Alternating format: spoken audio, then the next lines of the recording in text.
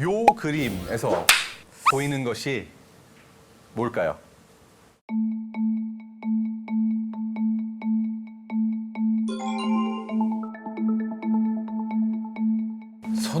손. 상상력이 아주 기발하신. 뭔가 또 재밌는 거 없어요? 보이는 거? 해골. 이빨. 이빨. 해골. 잉어. 제가 여러분께 이게 뭐다라고 설명을 드리면 여러분이 아하 하는 포인트가 있을 거예요. 그래요? 뭐냐면 소예요, 소. 소예요, 소. 여기 눈이 있고요, 귀가 있고, 여기 콧망울이 있고. 소가 보이세요? 네. 제가 여러분께 추가적인 정보를 드렸어요. 하나의 점을 더 딱. 와. 그러니까 이제 길을 뚫고 점을 보여드렸고 다시 원래 그림으로 돌아가면 네. 보여. 소밖에 안 보여요. 이제 여러분은 네. 다시는 원래 그 이게 뭐지 하는 그림을 보실 수가 없습니다. 그러네. 여러분의 뇌가, 그러니까 여러분의 눈에 와 닿는 그 물리적 신호는 완벽히 똑같아요. 같은 그림이에요, 그렇죠? 제가 네. 똑같은 그림 보여드리고 있죠. 네. 근데 변화가 일어난 거는 이 물리적 신호에서 변화가 일어난 것이 아니라 여러분의 뇌 안에서 점이 하나 더 찍히고 하나의 길이 만들어지면서 여러분은 아 이건 소다 기억을 한 거고 일단 뇌는 의미 있는 것을 기억하려고 해요. 내가 한번 경험을 했고 그것을 기반으로 의미를 찾기 때문에 아 이게 소다라고 그러면 그 다음부터 다시 이 그림을 보면 항상 소가 보이게 되는 거예요. 그러니까 이러한 형태로 뇌가 점과 점을 이으면서 세상의 정보와 정보에 의미를 주면서 길을 만들어 나가는 방법 중에 하나라고 비유적으로 저는 설명할 수 있어요. 비유적으로도 그렇지만 실제로도 신경세포와 신경세포가 길을 만들어요. 그러니까 뉴런이라고 그러면 신경세포라고 그러면은 그 안에 이제 신호를 전달하는 길이 있어요. 그럼 이 신경세포가 얘한테 전달하고 얘가 또 얘한테 전달하고 얘가 얘한테 전달하는 식으로 정보가 전달이 되거든요. 뉴런이 그 신호를 전달하는 방식은 되게 간단해요. 파이어 한다고 그래가지고 잠깐 동안 쫙 전기 신호가 오고 얘가 전기 신호를 보이면 얘가 옆으로 가고 그러는 거예요. 예를 들어서 여러분 모두 뉴런이라고 가정을 해봅시다. 라이브 실험을 해보는 거예요. 예? 여러분이 모두 뉴런이라고 하고 제가 여기서 지금 신호를 드렸어요. 그럼 옆에 분의 어깨를 딱 치고 옆에 분도 옆에 분의 어깨를 치고 한번 해보시겠어요? 자, 신호를 드렸어요. 약간 이런 식으로 전달이 되는 거예요. 근데 그게 아주 빨리빨리 전달이 되거든요. 그래서 뉴런이 사실 신호를 전달할 때 할 수 있는 거는 파이어 하거나 하지 않거나 둘 중에 하나예요. 또 다른 신호에도 반응할 수 있어요. 예를 들어서 여러분이 음악을 저장하는 신경세포들이라고 생각을 해볼까요? 이제 아는 노래가 나오면은 파이어를 해주시고 모르면은 가만히 있으면 되는 거예요. 네. 오케이? 해볼까요? 네.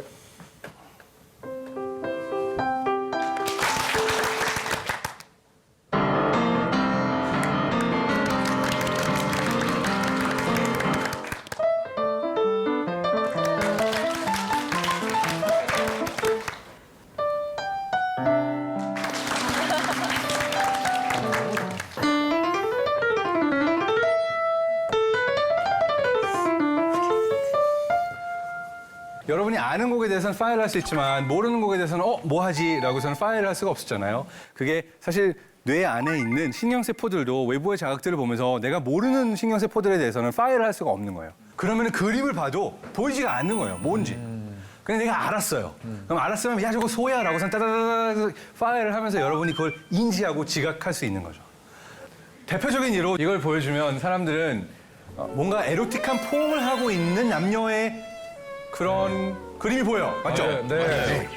제가 이 뇌과학 강연을 가끔 고등학생, 중학생, 심지어 초등학생들도 오늘 학교에 가가지고 해요. 초등학생, 더 어린 학생들이 왔는데 이걸 보여줬어요. 헉, 놀랬죠. 아, 어머님들 화내시겠다.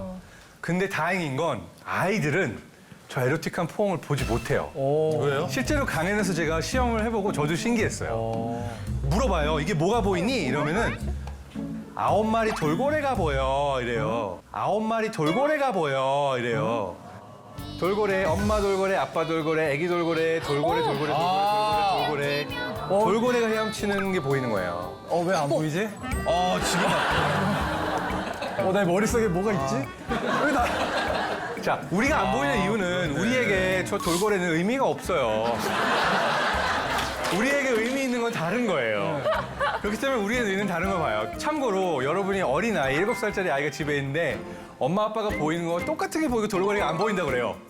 이 아이는 뭔가 저녁에 보지 말아야 할 것들을 본 아이예요. 정말 그렇게 알 수 있어요. 근데 정말 초등학교 가가지고 물어보면 신기하게도 아이들은 정말 돌고래, 물고기가 보인다고들 이야기를 해요.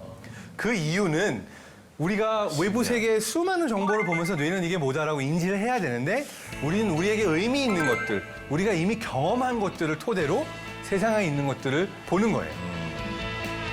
우리 뇌 안에서 이제 점과 점이 연결이 돼가지고 외부 세계의 정보를 인지하는 어떤 길이 생겼어요. 길이 한번 생기고 나면 어떤 일이 일어나느냐. 이것도 또 신기해요. 어떤 일이 생기냐면요. 이 그림을 보면 무슨 색이 보이세요? 노란색. 흰색. 흰색. 지금 요 안에는 노란색이 전혀 없어요. 예. 흑백 사진이에요. 하얀색으로 보이는 게 맞아요. 근데도 이걸 딱 보면은 그리고 여러분이 지금 뇌 스캐너 안에 들어가서 여러분의 뇌 패턴들이 기록되고 있고 분석되고 있다고 한다면 여러분의 뇌가 보이는 패턴은 노란색을 봤을 때와 같은 반응을 보이고 있어요. 그러니까 노란색이 전혀 없는데도 여러분의 뇌는 요걸 보고 있어요. 맞아. 신기하게도 사과의 경우도 마찬가지예요. 딱 보는 순간 뭔가 첫 순간에 빨간색이 있을 것 같은 느낌이 들지 않았어요? 맞아요. 여러분의 뇌는 빨간색이 전혀 없는, 물론 사람에 따라서 제가 말씀드렸죠. 모든 뇌는 특별하기 때문에 사람마다 똑같이 빨간색을 보는 게 아니라 잘 안 보이는 사람도 있고 보이는 사람도 있고 정도는 다 달라요.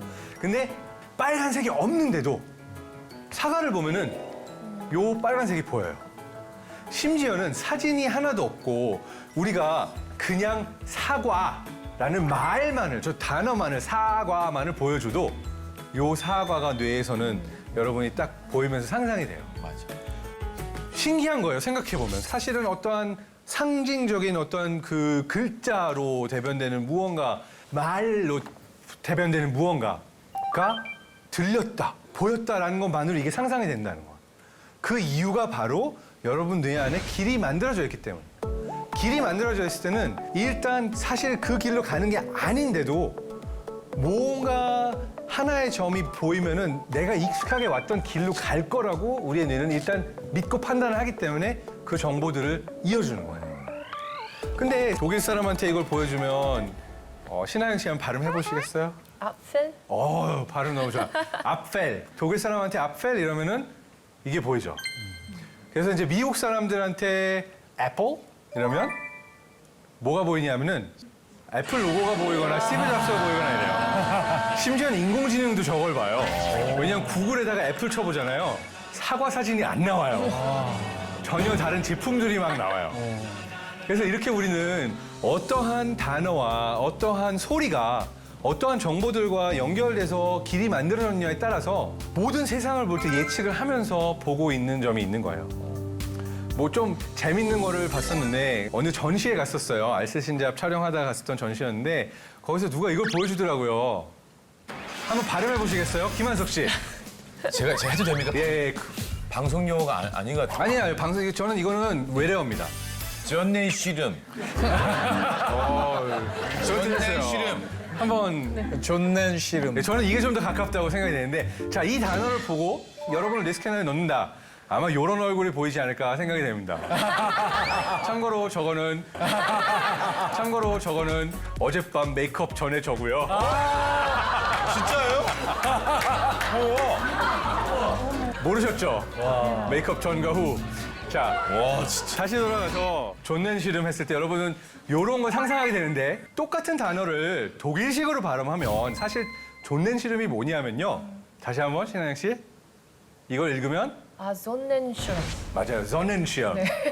존넨시엄을 한국식으로 표기하면 존넨시름으로 표기를 하더라고요. 그 존넨시엄은 뭐냐면 독일인의 뇌를 본다면 이게 보일 거예요. 양산. 존의 해, 태양, 시엄. 그러니까 그 우산처럼. 그래서 존넨시엄 하면 양산인 거예요. 똑같은 소리를 듣고도 여러분의 뇌 안에서는 서로 다른 어떠한 해석들이 이루어질 수가 있는 거예요. 길이 생겼기 때문에. 자, 마찬가지로 그 길들이 한 번 생긴 게 계속 가는 게 아니고요. 뇌는 끊임없이 어떠한 길들이 만들어질 수 있는가, 어떤 해석들이 있는가를 봐요. 예를 들어서 요 사진을 보면 이건 여러 장의 사진이 빨리 보여지고 있는 건데 여러분의 뇌는 아마 대략 3초마다 이 지하철이 터널 안으로 들어가고 있는 것처럼 해석을 하다가 나오는 것처럼 해석을 하다가 둘 다 볼 거예요. 맞아요. 그렇죠? 나온다. 왜냐하면은 이 빠르게 지나가는 사진들을 뇌가 해석을 해야 되는데 뇌는 두 가지 길을 다 경험했거든요.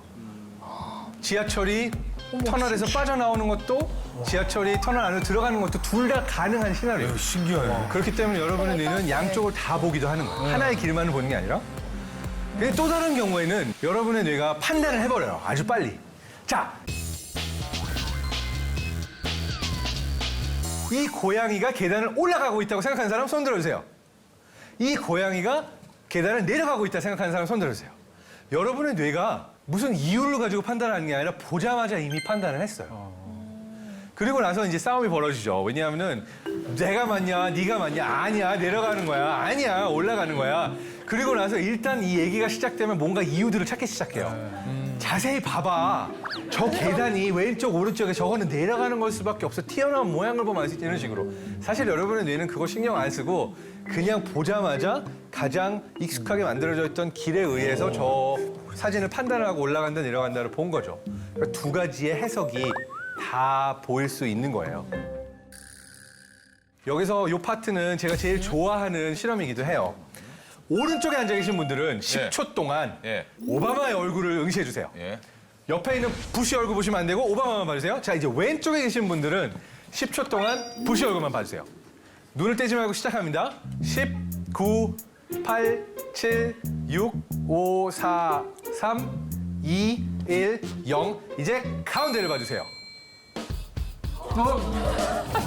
자, 이 얼굴은, 이 사진은 오바마와 부시가 정확히 50대 50으로 섞여 있는 사진이에요. 우리가 합성을 했어요. 근데 이쪽에서 바로 전에 오바마의 사진을 보셨던 분들은 50대 50을 봤을 때 누가 보이나요? 부시가 보였어요. 부시를 보셨던 분들은 누가 보이나요? 오바마가 보였죠. 진짜? 그렇죠. 실험은 대조 실험을 해야 되기 때문에 이번엔 반대로 해봐요. 그럼 여러분이 경험하실 수 있을 거예요.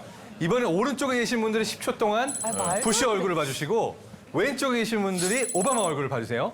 자, 10초 동안 이렇게 가리시고 하나의 얼굴만 보셔도 됩니다. 10, 9, 8, 7, 6, 5, 4, 3, 2, 1. 이제 가운데를 봐주세요. 그러면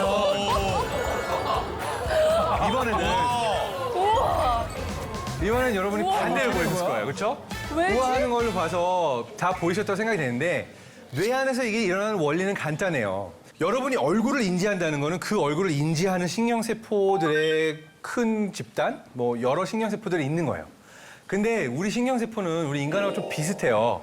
똑같은 거 계속 주면은 되게 지루해하고 귀찮아요. 그러니까 같은 신호를 내가 이미 오바마한 거 봤어요. 10초 동안이나 보고 있으래. 10초가 굉장히 길게 느껴져요. 아, 왜 봐야 되는데 이거를. 아, 나의 아까운 인생의 10초 이러면서 막 굉장히 이 신경세포들이 싫어해요.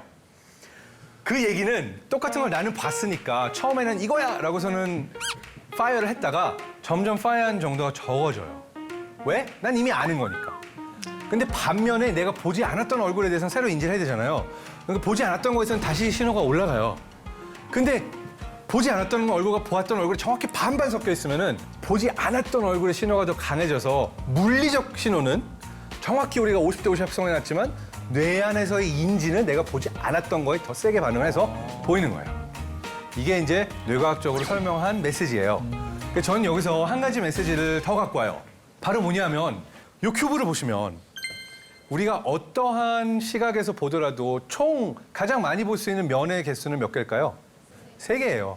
하나가 보일 수도 있고 앞에서 보면 2개가 보일 수도 있고 이렇게 보면 3개가 보일 수도 있는데 어디서 보더라도 내가 볼 수 있는 면은 이 정육면체가 갖고 있는 모든 면의 반밖에 안 돼요.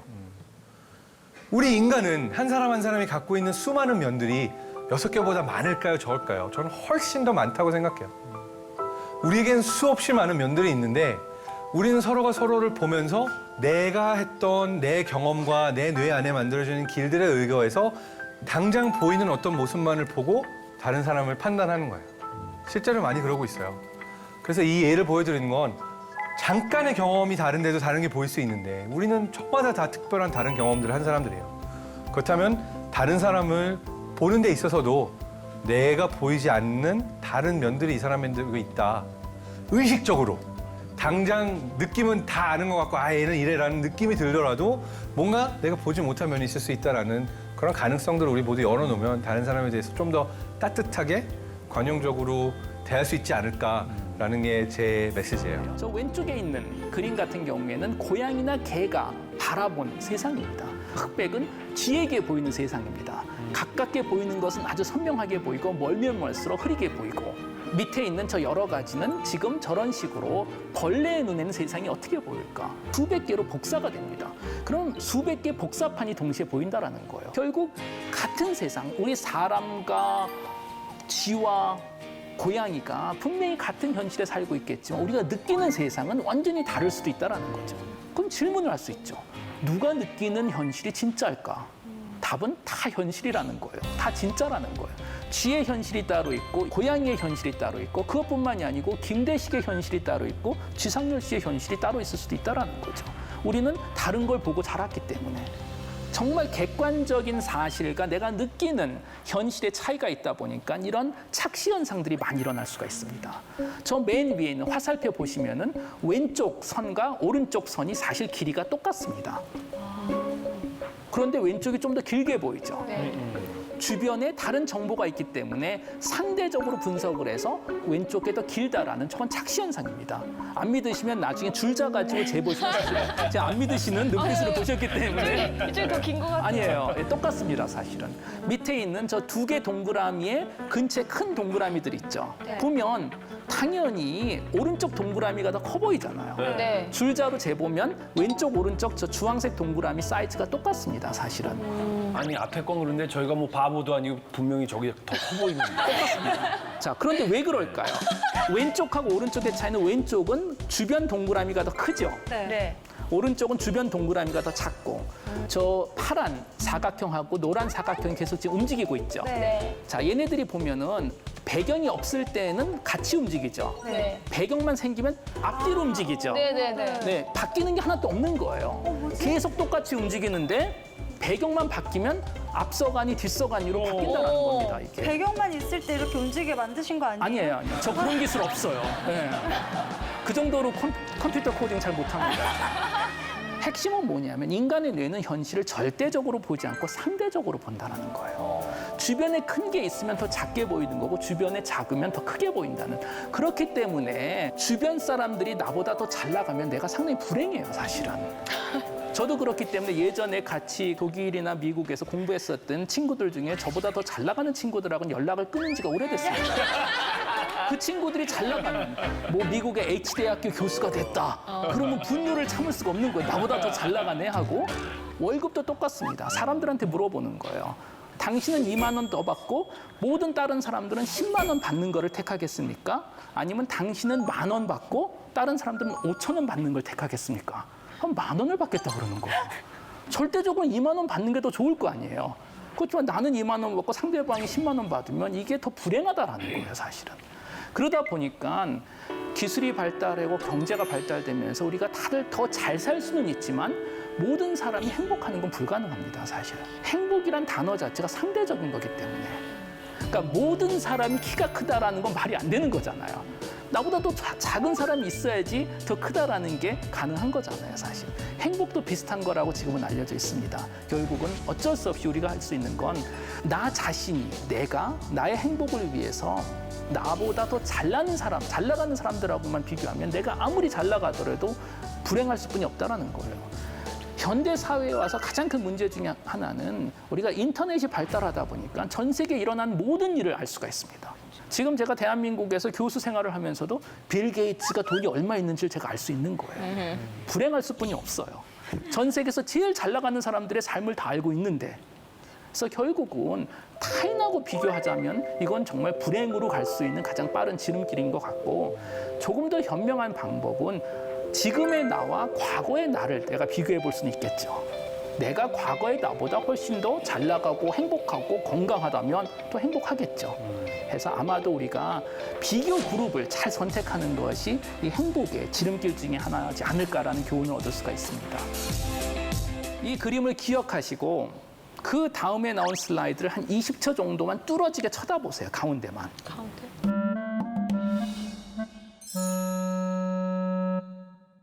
빨려 들어가는 것 같아요. 살려주세요. 이 정도면 배멀미 하겠는데. 진짜요. 이제 배멀미 할 정도 됐다면 다음 슬라이드 보여주세요.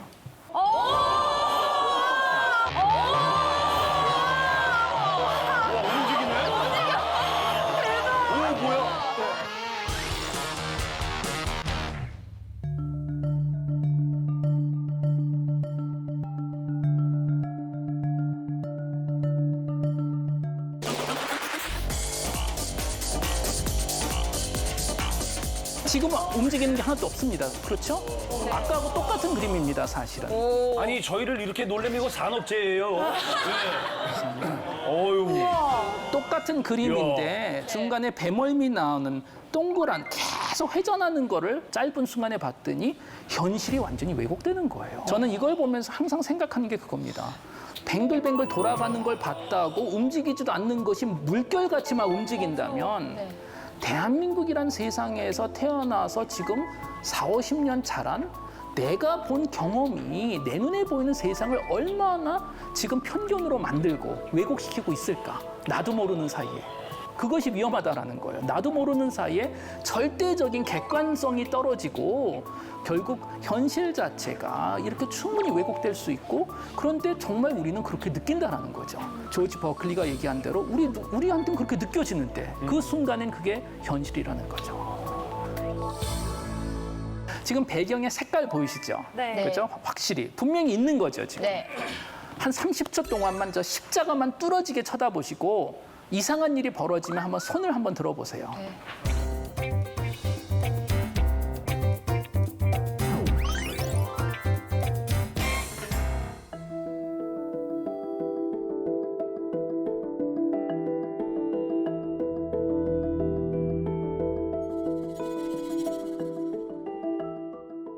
저 때문에 안 보이시나요? 제가 안 보이시나요, 이렇게? 진짜 신기해. 뭐야? 지금 이상한 거 느끼셨어요? 네. 무슨 일이 벌어지나요, 지금? 색깔이 없어요. 네. 십자가에 집중하는 순간 배경이 싹 사라져요, 사실. 네. 근데 집중하지 않으면 색깔이 다시 나타나죠. 네. 그리고 이 색깔은 진짜 있는 겁니다. 진짜로든 있는 색깔인데 눈으로 들어오는 정보를 있는 그대로 우리는 처리하는 것이 아니고 우리는 항상 그림과 그림의 차이값만 계산을 합니다. 왜냐하면 현실이 그렇게 빨리 변하지 않거든요. 우리가 세상을 비디오 카메라라고 계속 촬영을 하면 이걸 다 입력을 해놔야 되잖아요. 그 뇌의 용량이 꽉 차버리는 거예요. 그래서 진화적으로 어떤 방법이 찾아졌냐면 별 일이 벌어지지 않을 때는 그림하고 프레임, 영상하고 영상의 차이값 빼기만 해라. 그리고 차이값이 없으면 그거는 존재하지 않는다라고 생각해라. 자, 차이값을 계산해서 이것이 의미가 있는지 없는지는 시각에서만 쓰는 것이 아니고 우리가 일상생활에서도 많이 사용을 하고 있습니다. 예를 들어서 그거죠. 어제 빼기 오늘. 대부분 큰 차이 없습니다, 사실. 오늘 빼기 내일 또 똑같잖아요. 아침에 일어나서 이빨 닦고 샤워하고 어쩌고저쩌고 옷 입고 뭔가 하고 저녁에 오고 아침, 점심, 저녁 먹긴 먹었는데 뭔지도 잘 모르고 왜냐? 똑같은 일이 계속 반복되기 때문에 뇌가 봤을 땐 입력할 가치가 없는 거예요, 정보가. 그렇다면은 변화가 없는 정보끼리는 차이값을 계산하고 큰 차이가 없으면 압축을 해서 날려버려요. 그러다 보니까 시간이 지나면 이것이 바로 인생의 매너리즘이 돼버리는 거죠. 똑같은 일만 계속 반복해보면 기억에 남는 게 아무것도 없어요. 올해 2월 달에 뭘 했을까요? 솔직히 기억이 잘 안 나요. 1980년도에 뭘 했죠? 10년이. 나중에 더 나이가 먹으면 내가 20세기에 뭘 했지? 이런 식으로 절대적인 그 시간보다 기억에 남을 만한 일이 없다면 뇌가 봤을 땐 가치가 없다라는 거예요. 다시 말해서 우리가 뇌가 기억하는 현실을 꼭 생각을 해야 된다는 거죠. 나의 행복을 위해서라도. 우리도 가끔 휴대폰 막 사진 똑같은 장면 찍고 시간 날 때마다 비슷한 거 다 지워버리잖아요. 사실 거기서. 똑같은 모습을 뭐 이렇게 하고서 100번 찍고 그런 거 같은 거. 똑같거든요, 어차피. 이런 식으로 뇌는 실시간으로 똑같은 건 다 지워버리는 거예요. 그런데 우리가 나중에 기억에 남는 내 인생은 살아남은 녀석들인 거죠. 살아남는 녀석. 결국 내 인생에 정말 변화가 없고 나는 인생을 항상 똑같은 것만 하면서 살았다. 그럼 사실 아무 의미가 없는 인생으로 기록에 남는 거겠죠. 레네 마그리트라는 그 유명한 화가가 이 그림을 소개했는데 저 밑에 써 있는 뭐 세시네 펑피프라고 이제 프랑스 말로 이것은 파이프가 아닙니다. 그림에 보이는 거 지금 뭐죠? 파이프죠. 근데 이분은 파이프가 아니라는 거예요, 이게. 이거 무슨 얘기일까요? 이거는 파이프를 그린 그림이죠. 파이프가 아니고. 그래서 이분이 말씀하시고 싶은 건 이건 파이프가 아니고 파이프 그림이다라는 거예요. 우리가 현실과 그림을 착각해서는 안 된다라는 그런 생각을 하신 거죠. 예를 들어서 지금 이 어쩌다 어른이 방송을 TV로 보실 분, 이 TV에 보이는 제 모습, 제가 아니죠. 이건 픽셀이죠. RGB, 빨강, 노란, 파랑 세 가지 점이 있는 거죠. 그러니까 다시 말해서 제가 무슨 짓을 해도 저하고 아무 상관이 없는 겁니다. 어차피 픽셀들이기 때문에. 리차드 파인맨이라는 아주 유명한 그 물리학자가 계시고 현실에 대해서 아주 재미있는 말씀을 하셨어요. 뭐 아주 유명한 물리학자 노벨상도 받으시고 양자역학에 아주 큰 그 역할을 하셨던 분입니다. 이 파인맨 분이 재미있는 스토리를 말씀하셨습니다. 카고 문화 또는 이제 화물 신앙이라고 알려져 있는데 2차 대전 때 미국이 일본하고 태평양에서 전쟁을 했었죠. 오랜 기간 동안. 그리고 많은 태평양 그 섬에 이제 기지를 만들어야 되는 거잖아요. 공군 기지 예를 들어서 막 폭격을 해야 되니까. 그래서 그 원주민들은 한 번도 문명을 접근하지 않았던 그런 마을에 상당히 많은 활주로를 만들고 공군 기지를 만들었어요. 그래서 열심히 비행기를 띄우고 내리고 했습니다. 원주민들은 도망갔죠, 숲속으로. 2년, 3년 동안 그것만 관찰한 거예요. 정글에서 몰래. 보니까 밑에 있는 사람들이 뭔가 이렇게 손에 막대기를 들고 막 이렇게 하니까 하늘에서 막 새가 내리는 거예요, 거대한. 그리고 저 새의 배를 여니까 뭔가 막 음식이 나오는 거예요, 거기서. 대단한 거잖아요. 그리고 사람들이 이상한 동그란 안경 쓰고 막 돌아다니고. 이거를 한 3년 동안 경험을 했습니다. 뭔지는 몰라요. 눈으로는 본 거예요. 지금 그 남태평양 여러 섬에서 어떤 일이 있냐면 아이들이 비행장 놀이를 하고 있어요. 나무로 비행기를 만들어서 안경을 나무로 만들고 얘네들이 가진 종교는 뭐냐면 밑에서 사람이 막대기로 뭘 이렇게 하면 언젠간 하늘에서 거대한 음식을 가진 새가 내릴 거라는 거예요, 거기서. 파인맨은 이것을 화물 신앙 또는 카거 컬처라고 부른 게 내가 하는 행위에 진정한 의미를 이해하지 못하고 하면 이거는 그냥 흉내다. 그리고 이 흉내는 마치 그 원주민들 같이 비행기의 의미를 모르는 상태에서 비행기의 형태만 나무로 만든다라는 거죠. 생긴 거 똑같이 생겼어요. 절대로 날 수가 없습니다. 나무로 만든 비행기들은. 당시 이제 파인맨은 그 학생들한테 이런 식으로 연구를 하지 말라고 얘기를 한 거예요. 무조건 내가 만든 수식만 뱅글뱅글 외워서 문제만 풀어봤자 아무 의미가 없다. 니네가 이것의 의미를 모르는 상태에서는 수학 문제 푸는 것 자체는 이건 아무 의미가 없다라는 건데 슬픈 현실은 이 화물신앙이 바로 대한민국 교육의 현실이라는 거죠. 사실 우리가 하고 있는 것은 모든 문제에 의미를 모르는 상태에서 형식을 모방해서 남들보다 더 빨리 풀려고 노력을 하는 거죠. 그렇지만 내가 물리나 수학의 수식에 이해를 하지 못한 상태에서 이걸 남보다 빨리 푼다라는 것은 남들보다 빨리 나무 비행기를 만든다라는 거예요. 남들보다 빨리 나무 비행기를 만들어도 어차피 날지도 못해요. 이것이 어떻게 보면 또 하나의 현실인 거죠. 깊은 생각 없이 깊은 의미를 이해하지 못한 상태에서 눈에 보이는 것만 모방하는 현실도 역시 현실이 아니겠죠. 우리 속담에 그런 속담 있죠. 난 놓고 뭐든 모른다, 기억자도 모른다. 근데 이게 당연한 겁니까? 안 그렇죠. 한국 분들만 알 수 있죠, 그죠? 우리나라 한글이기 때문에 미국 분들은 아마 난 놓고 V자를 모른다 이렇게 돼야 되겠죠. 어떻게 우리가 그 낫을 보면 기억자를 떠올리게 될까? 이제 그거에 대해서 말씀을 드리려고 그래요. 제가 5살 때 일인데요. 그때 어렸을 때 저희 집이 굉장히 큰 빌딩의 옥상에 있었어요. 그래서 저는 저희 집이 되게 부자인 줄 알았어요. 그 빌딩의 제일 꼭대기에서 이렇게 있었고. 그래서 창문을 이렇게 바깥으로 바라보게 되면은 이게 구름이 보입니다. 그런데 어느 날 제가 신기한 걸 발견한 거예요. 구름이 동물 모양도 있고 사람 얼굴 모양도 있고 제가 그 순간 놀란 거예요. 저 구름이 강아지를 어떻게 알지? 구름이 저 아저씨를 어떻게 알지? 이제 그런 걸 알게 된 거죠.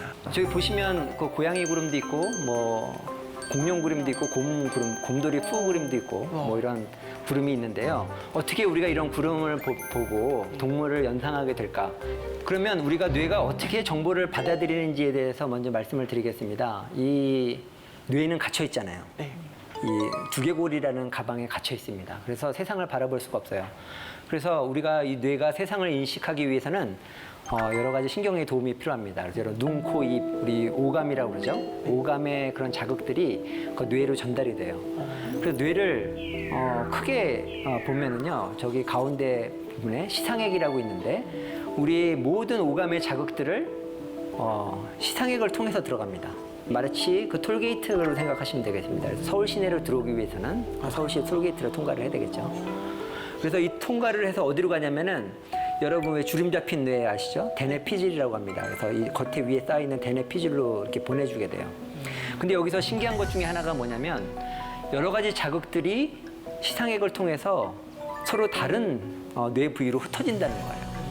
그럼에도 불구하고 우리는 그거를 연합을 해서 어떤 한 가지 그 대상으로 인식을 하게 되는 이제 그런 일을 하게 됩니다.